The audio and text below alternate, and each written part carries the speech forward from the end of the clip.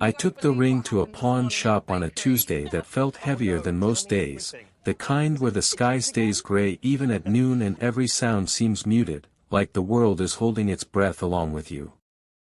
The ring sat in my pocket like a small weight, heavier than its size, heavier than the weeks of overtime shifts, skipped meals, and silent prayers that had gone into buying it. Just 3 nights earlier, she had said no. Not angrily. Not cruelly. She had said it softly, with tears in her eyes, the kind of no that doesn't slam a door but still leaves you locked outside. I still remembered the way her hands trembled as she pushed the box back toward me, whispering, "I'm sorry. I just can't." She didn't explain much. She didn't need to. The silence after that did all the talking.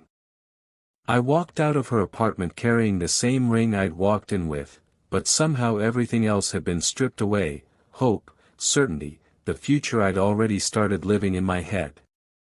For 2 days I kept the ring on my dresser, opening the box at night like it might magically change its answer if I looked at it long enough. But reality has a way of collecting its debts. Rent was due. Bills didn't care about broken hearts. So I found myself standing in front of a pawn shop with flickering neon letters and a cracked window that reflected a version of me I barely recognized, eyes dull, shoulders slumped, a man trying to turn love into cash. The bell above the door jingled when I stepped inside, and the smell of old metal, dust, and forgotten dreams wrapped around me. Guitars hung on the walls, watches lay frozen in time behind glass, and rings, so many rings, sat in velvet trays like tiny monuments to promises made and broken. I approached the counter slowly, my hands sweating around the small black box. That's when I noticed her.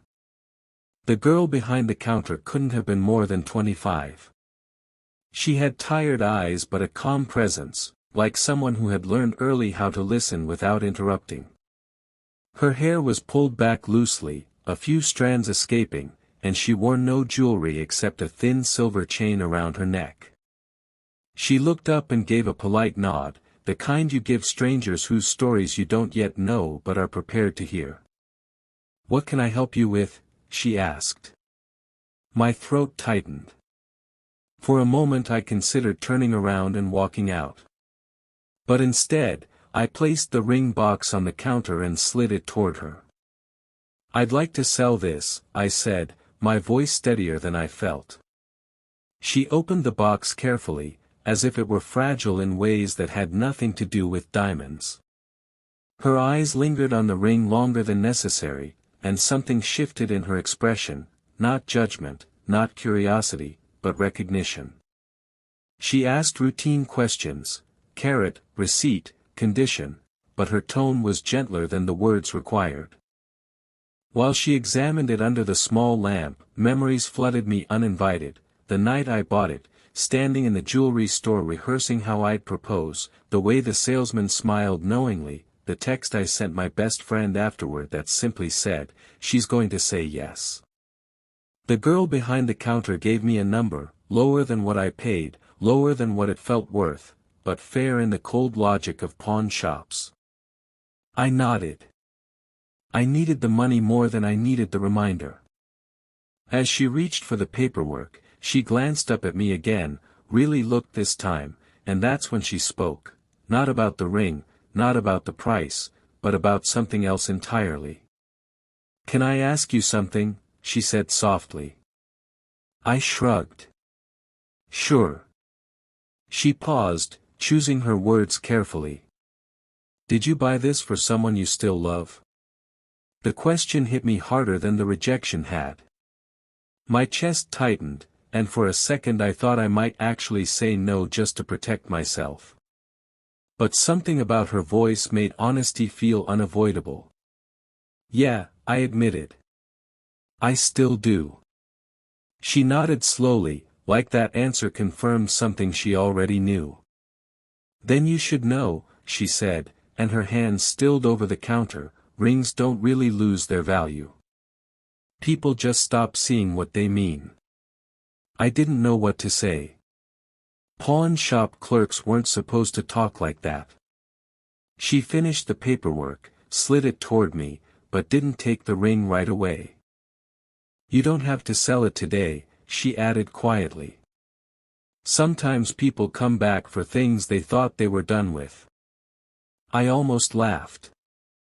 I don't think she's coming back, I said. The girl met my eyes, and for the first time there was something raw there, something personal. Neither did I, she replied. That stopped me cold.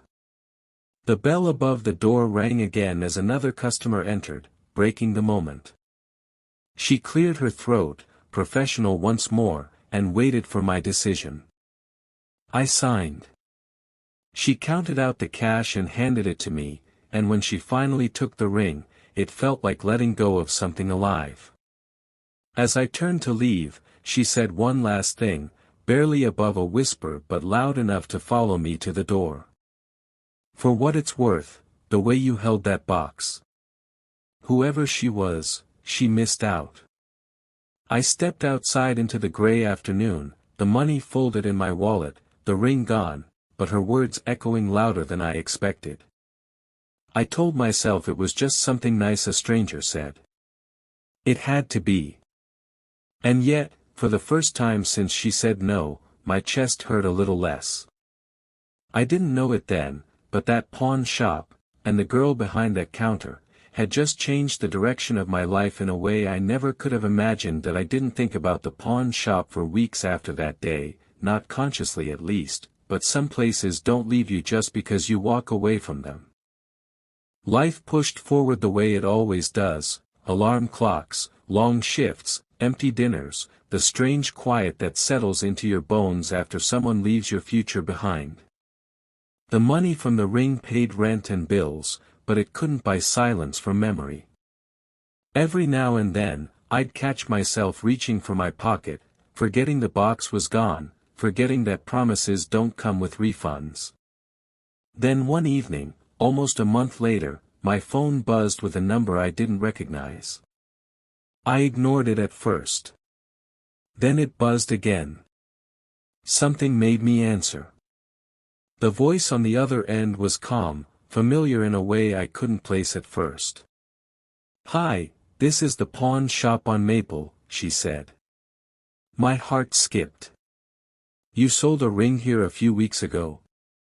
I swallowed. "Yeah." There was a pause. "I know this is unusual," she continued, "but, could you come by? There's something you should see." I asked what it was. She didn't explain.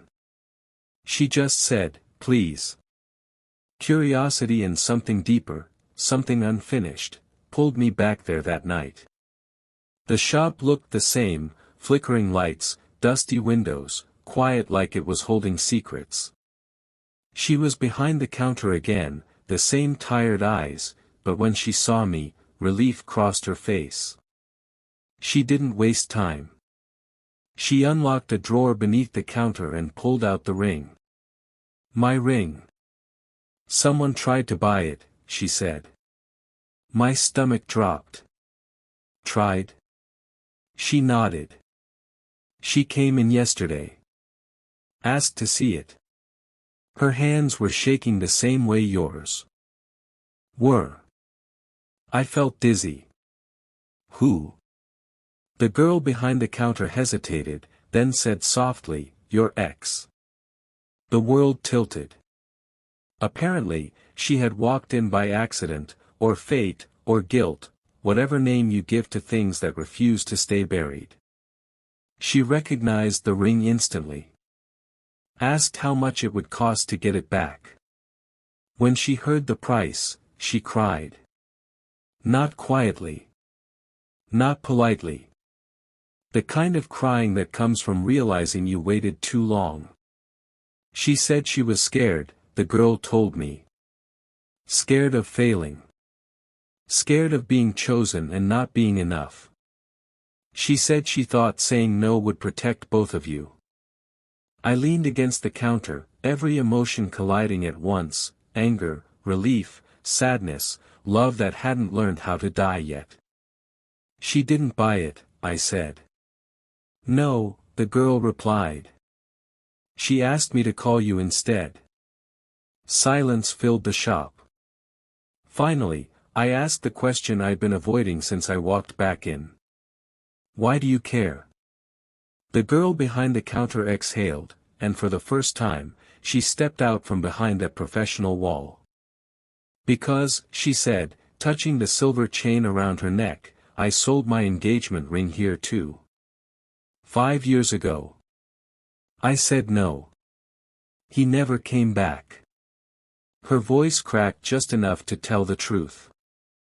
I thought if I waited long enough, the pain would fade. It didn't. It just turned into regret.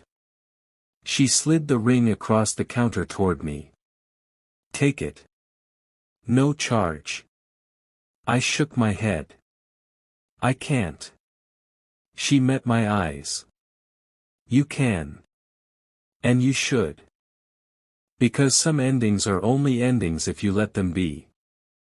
I left the shop that night with the ring back in my pocket and a storm in my chest. I didn't go to her apartment. I didn't call. I waited. 2 days later, she called me. Her voice trembled the same way it had the night she said no. Can we talk? We met at the same cafe where we'd had our first date. She told me everything, her fears, her doubts, the reason she walked into that pawn shop hoping the ring would still be there. I didn't interrupt. When she finished, I took out the ring box and placed it between us. I didn't come here to propose again, I said. I came to tell you that I'm not afraid anymore. If you are, that's okay. But I won't live halfway. Tears streamed down her face. She opened the box, not to say yes or no, but to understand what it meant. This time, when she looked up, there was no fear. Only clarity. Some loves don't end with a yes or a no. They end with truth. We didn't get engaged that day. But we didn't walk away either. And weeks later, when I went back to the pawn shop to thank the girl behind the counter, the place was closed. A sign hung in the window, closed for good. Sometimes letting go is the beginning. I never saw her again. But her words stayed with me. Life doesn't always give you second chances, but sometimes, it gives you the courage to recognize them. And if this story moved you, if it reminded you that love, loss, and hope live side by side, subscribe to this channel, because every story here is a reminder that even broken moments can lead to beautiful beginnings. Red Heart.